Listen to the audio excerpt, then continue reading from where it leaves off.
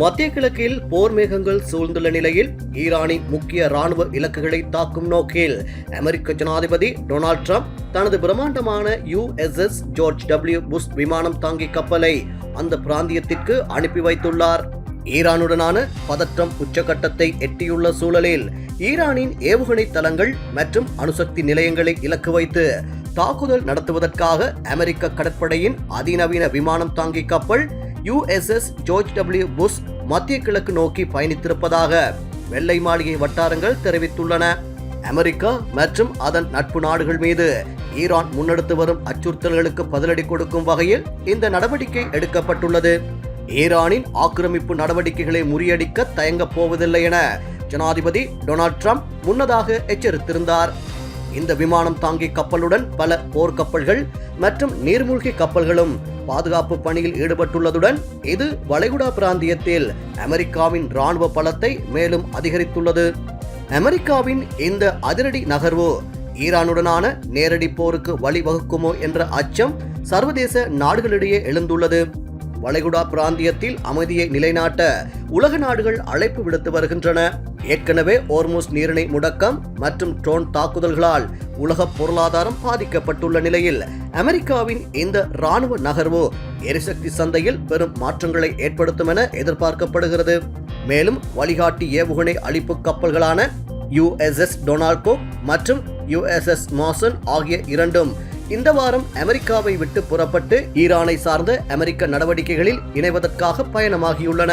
இதனுடன் USS rose எனப்படும் மற்றொரு கப்பலும் இந்த வாரம் அமெரிக்காவிலிருந்து புறப்பட்டுள்ளதுடன் அது செல்லும் இலக்கு இதுவரை வெளியிடப்படவில்லை. ஈரான் இந்த வாரம் வாஷிங்டனுடன் பேச்சுவார்த்தை நடத்தும் என தான் நம்புவதாக அமெரிக்காவின் விசேட தூதுவர் ஸ்டீவ் விட்கோப் தெரிவித்துள்ளார். அதேவேளை தெஹ்ரான் ஒப்பந்தம் ஒன்றை செய்ய விரும்புவதாக ஜனாதிபதி டொனால்ட் ட்ரம்ப் மீண்டும் வலியுறுத்தியுள்ளார். இந்த வாரம் சந்திப்புகள் நடைபெறும் என்று நாங்கள் நம்புகின்றோம், நிச்சயமாக அதற்காக நம்பிக்கையுடன் இருக்கின்றோம் என்று விசேட தூதுவர் குறிப்பிட்டுள்ளார். அமெரிக்காவின் அமைதி திட்டத்திற்கு தெஹ்ரானிடமிருந்து பதிலை எதிர்பார்ப்பதாக கூறிய அவர், எங்களிடம் 15 அம்ச திட்டம் உள்ளதுடன் ஈரானியர்கள் அதற்கு பதிலளிப்பார்கள் என்று எதிர்பார்க்கின்றோம், அது அனைத்தையும் தீர்க்கக்கூடும் என்று தெரிவித்தார். ஈரான் தனது நல்லெண்ணத்தை வெளிப்படுத்தும் வகையில் ஓர்முஸ் நீரிணை ஊடாக 10 எண்ணெய் தாங்கி கப்பல்களை அனுமதித்துள்ளதாக ட்ரம்ப் கூறியதை ஸ்டீவ் விட்கோப் உறுதிப்படுத்தினார். கப்பல்கள் கடந்து செல்கின்றன, இது ஒரு நல்லெண்ண அறிகுறியாகும் என்று அவர் மேலும் கூறினார். ஈரான் மீதான கடும் எச்சரிக்கைகளுக்கு மத்தியில் தெஹ்ரான் ஒரு ஒப்பந்தத்திற்கு தயாராக இருப்பதாகவும் வரும் வாரங்களில் போர் முடிவுக்கு வரும் என்று ட்ரம்ப் கூறியிருக்கிறார். மியாமிக்கு வருகை தந்த போது அவர் அதே நிலைப்பாட்டில் உறுதியாக இருந்தார். ஈரான் தற்போது அழிவை சந்தித்து வருகிறது, அவர்கள் பேச்சுவார்த்தை நடத்துகிறார்கள், நாமும் இப்போது பேசிக் கொண்டிருக்கின்றோம், அவர்கள் ஒரு ஒப்பந்தத்தை செய்து கொள்ள விரும்புகின்றார்கள் என்று ட்ரம்ப் செய்தியாளர்களிடம் தெரிவித்தார். இதே நேரம் ஈரானில் உள்ள பாடசாலை மீது அமெரிக்கா தாக்குதல் நடத்தி 75 மாணவர்கள் மற்றும் ஆசிரியர்களை கொன்றது தவறான தாக்குதல் அல்ல எனவும் இது ஒரு போர்க்குற்றம் என்றும் ஐநாவில் ஈரான் வெளியுறவுத்துறை அமைச்சர் அப்பாஸ் அராக்சி தெரிவித்துள்ளார். இந்த தாக்குதலை ஈரானை நடத்தியிருக்கலாம் என டொனால்ட் ட்ரம்ப் கூறியிருந்த நிலையில் அதன் பின் ஏவுகணை மூலம் தாக்குதல் நடத்தப்பட்டமை உறுதியானது. இதையடுத்து இது தவறாக நடைபெற்ற தாக்குதல் என கூறப்பட்டது. பழைய தரவுகளின் அடிப்படையில் ஈரான் ராணுவ தளம் இந்த ஒரு பகுதியில் பள்ளி கட்டிடம் அமைந்திருந்தால் தவறாக நடைபெற்ற தாக்குதல் என கூறப்பட்டது. இந்நிலையில் ஐநாவின் மனித உரிமை கவுன்சில் கூட்டத்தில் ஈரான் வெளியுறவுத்துறை அமைச்சர் அப்பாஸ் அராக்சி வீடியோ மூலம் நேற்று ஆற்றிய உரையில் ஈரான் பாடசாலை மீது நடத்தப்பட்ட தாக்குதல் திட்டமிட்டு நடத்தப்பட்டது, நவீன தொழில்நுட்பங்கள் மூலம் துல்லியமாக தாக்குதல் நடத்துவதாக அமெரிக்கா மற்றும் இஸ்ரேல் ஆகியவை கூறுகின்றன. அப்படி இருக்கும் போது இது தவறான தாக்குதல் என்பதை யாரும் நம்ப மாட்டார்கள்.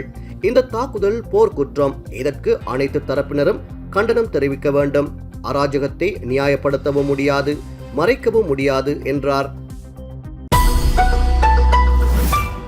ஈரான் ராணுவ ஏவுகணைகளில் இந்திய மக்களுக்கு நன்றி என்ற வாசகம் எழுதப்பட்டிருக்கிறது. அமெரிக்கா, இஸ்ரேல் மற்றும் ஈரான் ராணுவத்துக்கிடையே நடைபெறும் போரில் இந்தியா நடுநிலை வகிக்கிறது. மேலும் போரை நிறுத்த இந்திய அரசு சமரச முயற்சியில் ஈடுபடுவதாக கூறப்படுகிறது. கடந்த 4ஆம் தேதி இலங்கை அருகே சென்று கொண்டிருந்த ஈரானின் IRIS லாவான் கப்பலை அமெரிக்க நீர்மூழ்கி ஏவுகணை தாக்கியது. இதில் 87 பேர் உயிரிழந்தனர். இதைத் தொடர்ந்து இந்திய பெருங்கடல் பகுதியில் நின்றிருந்த 3 ஈரான் கப்பல்களை இந்திய துறைமுகங்களில் நிறுத்த சிறப்பு அனுமதி வழங்கப்பட்டது. மேலும் ஈரான் மக்களுக்கு உதவுவதற்காக இந்தியாவிலிருந்து மருந்துகள், நிவாரணப் பொருட்கள் அனுப்பி வைக்கப்பட்டன. காஷ்மீர் உட்பட இந்தியாவின் பல்வேறு பகுதிகளை சேர்ந்த மக்கள் ஈரான் மக்களுக்கு பெருமளவு நிதியுதவி வழங்கி வருகின்றனர். போருக்கு பிறகு பிரதமர் நரேந்திர மோடி ஈரான் அதிபர் மசூத் பெஷக்ஷியனுடன் தொலைபேசியில் இருமுறை முக்கிய ஆலோசனை நடத்தியுள்ளார். இது தொடர்பாக இந்தியாவுக்கான ஈரான் தூதரகம் அண்மையில் சமூக வலைதளத்தில் வெளியிட்ட பதிவில், இந்தியாவின் அன்பு, மனிதநேயத்தை ஒருபோதும் மறக்க மாட்டோம். இந்திய மக்களின் அன்புக்கு நன்றி கடன்பட்டிருக்கின்றோம் என்று தெரிவிக்கப்பட்டது. இந்த சூழலில் ஈரானின் ஏவுகணைகளில் இந்திய மக்களுக்கு நன்றி என்ற வாசகம் எழுதப்பட்டிருக்கிறது. இந்த புகைப்படத்தை இந்தியாவுக்கான ஈரான் தூதரகம் சமூக வலைதளத்தில் வெளியிட்டது. மேலும் ஈரானுக்கு எதிரான போரில் ஜெர்மனி, ஸ்பெயின் உள்ளிட்ட நாடுகள் அமெரிக்காவுக்கு ஆதரவளிக்க திட்டவட்டமாக மறுத்துவிட்டன. இதன் காரணமாக ஈரான் ஏவுகணைகளில் ஸ்பெயின், ஜெர்மனி மக்களுக்கு நன்றி என்ற வாசகங்களும் எழுதப்பட்டுள்ளன. அத்தோடு பாகிஸ்தானுக்கும் ஈரான் அரசு நன்றி தெரிவித்திருக்கிறது. அமெரிக்க துணை ஜனாதிபதி ஜேடி வான்ஸ் மற்றும் இஸ்ரேலிய பிரதமர் பெஞ்சமின் நெதன்யாகு ஆகியோருக்கிடையே அண்மையில் நடந்த தொலைபேசி உரையாடல் பெரும் பரபரப்பை ஏற்படுத்தியுள்ளது. ஈரான் போர் தொடர்பாக நெதன்யாகு முன்வைத்த மிகையான எதிர்பார்ப்புகளை வான்ஸ் கடுமையாக சாடியதாக சர்வதேச தளம் ஒன்று செய்தி வெளியிட்டுள்ளது. ஈரானில் ஆட்சி மாற்றம் என்பது மிக எளிதானது என்றும் அது நடப்பதற்கான வாய்ப்புகள் அதிகம் என்றும் போருக்கு முன்னதாக நெதன்யாகு ட்ரம்பிடம் உறுதியளித்துள்ளார். ஆனால் கள நிலவரம் அவ்வாறு இல்லாததை சுட்டிக்காட்டிய ஜேடி வான்ஸ் நெதன்யாகுவின் இந்த விற்பனை திறனை விமர்சித்துள்ளார். அதாவது போரின் சவால்களை மறைத்து அது எளிதாக முடிந்துவிடும் என்று பிம்பத்தை நெதன்யாகு உருவாக்கியதாக வான்ஸ் கருதுகிறார். இந்த மோதலுக்கு பிறகு இஸ்ரேல் திட்டமிட்டே ஜேடி வான்ஸின் பிம்பத்தை சிதைக்க முயற்சிப்பதாக அமெரிக்க அதிகாரிகள் குற்றம் சாட்டியுள்ளனர். ஈரானுடன் போர் நிறுத்த பேச்சுவார்த்தையில் வான்ஸ் முக்கிய பங்காற்றி வருகின்றார். வெளிநாட்டு போர்களில் அமெரிக்கா நீண்டகாலம் ஈடுபடுவதை ஆரம்பத்திலிருந்தே எதிர்த்து வரும் வான்ஸ் ஸ்டீவ் விட்காஃப் மற்றும் ஜாரெட் குஷ்னர் ஆகியோருடன் இணைந்து அமைதி பேச்சுவார்த்தைகளை முன்னெடுத்து வருகின்றார். இந்நிலையில் வான்ஸுடன் பேச்சுவார்த்தை நடத்துவதையே ஈரான் விரும்புகிறது என்று வெளியாகும் செய்திகள் அவருக்கு எதிராக இஸ்ரேல் நடத்தும் ஒரு சதி என்று ஒரு அதிகாரி தெரிவித்துள்ளார். இருப்பினும் ஈரானை பொறுத்தவரை ஒரு சுமூகமான உடன்படிக்கைக்கு வருவதற்கு ஜேடி வான்ஸ் மட்டுமே சிறந்த மற்றும் ஒரே வழி என்று மற்றொரு மூத்த அதிகாரி குறிப்பிட்டுள்ளார். அமெரிக்கா மற்றும் ஐரோப்பிய நாடுகளில் மீண்டும் கொரோனா வைரஸ் பரவி வருகிறது. கடந்த 2019ஆம் ஆண்டு இறுதியில் சீனாவின் வாங் நகரில் கொரோனா வைரஸ் கண்டறியப்பட்டது. அங்கிருந்து உலகம் முழுவதும் வைரஸ் பரவியது. சுமார் 71 கோடி பேர் வைரஸால் பாதிக்கப்பட்டனர். சுமார் 70 லட்சம் பேர் உயிரிழந்தனர். இந்த சூழலில் அமெரிக்கா மற்றும் ஐரோப்பிய நாடுகளில் ஒமைக்ரோன் வகையை சேர்ந்த BA.3.2 என்ற கொரோனா வைரஸ் பரவி வருகிறது. இது சிக்காடா என்ற புனை பெயருடன் அழைக்கப்பட்டு வருகிறது. கடந்த 2024ஆம் ஆண்டு நவம்பரில் முதன்முறையாக தென்னாப்பிரிக்காவில் BA.3.2 கொரோனா வைரஸ் கண்டறியப்பட்டது. கடந்த 2025ஆம் ஆண்டில் இந்த வைரஸ் ஜெர்மனி, நெதர்லாந்து நாடுகளில் மிதமாக பரவுவது கண்டறியப்பட்டது. தற்போது அமெரிக்காவின் 25 மாகாணங்களில் BA.3.2 கொரோனா வைரஸ் பரவி இருப்பது கண்டறியப்பட்டுள்ளது.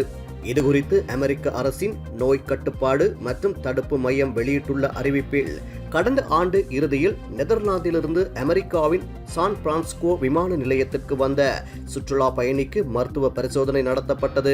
அப்போது அவர் BA.3.2 கொரோனா வைரஸால் பாதிக்கப்பட்டிருப்பது தெரிய வந்தது. இதன் பிறகு இந்த ஆண்டு தொடக்கத்திலிருந்தே அமெரிக்காவின் பல்வேறு மாகாணங்களில் BA.3.2 கொரோனா வைரஸ் பரவல் கண்டறியப்பட்டது. தற்போது அமெரிக்காவின் டெக்சாஸ், புளோரிடா, கலிபோர்னியா உள்ளிட்ட 25 மாகாணங்களில் இந்த வைரஸ் பாதிப்பு கண்டறியப்பட்டிருக்கிறது. நூற்றுக்கணக்கானோர் வைரஸால் பாதிக்கப்பட்டு சிகிச்சை பெற்றுள்ளனர். BA.3.2 கொரோனா வைரஸ் 75 மரபணு மாற்றங்களை மேற்கொண்டுள்ளது. குறிப்பாக மனித உடலின் நோய் எதிர்ப்பு சக்தியை மீறி தாக்கும் தன்மை கொண்டிருக்கிறது.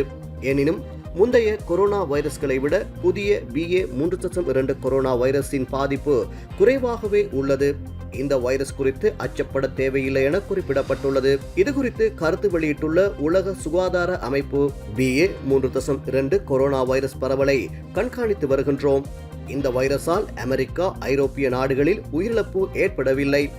நோயாளிகளின் எண்ணிக்கையும் மிக குறைவாகவே உள்ளது. இப்போதைக்கு புதிய கொரோனா வைரஸால் மிகப்பெரிய அச்சுறுத்தல் இல்லை என்று தெரிவித்தன.